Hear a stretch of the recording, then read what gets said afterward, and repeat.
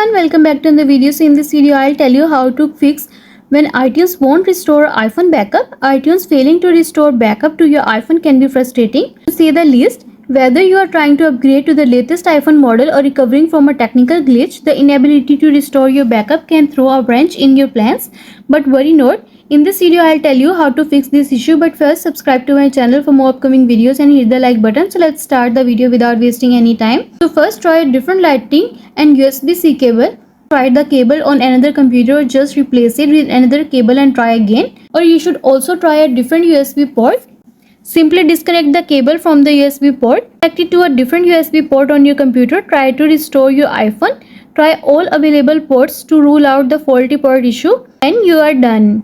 And the next step is restart your computer and your iPhone. Unplug your iPhone and restart it by going to settings. Next, scroll down and choose general option. Scroll down to the bottom and choose shutdown.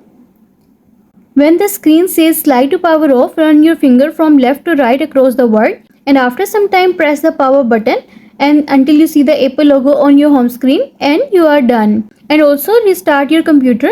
On your computer, close any open programs, go to the start menu, choose power and then shut down and then turn your computer back on. Plug your iPhone in again and try to restore your device. And the next step is check for software update. Your iPhone, iTunes and computer should be running the most up-to-date software available. To check for software updates in iTunes, go to help and choose check for updates. A screen may pop up saying you have the current version of iTunes or it will walk you through installing the latest version. You can check for iPhone software updates using iTunes or directly from your iPhone. For this, go to settings, choose general option and choose software update. Wait until the page is loading. See if there is any update available, then tap on update now or update the latest version of iOS and you are done.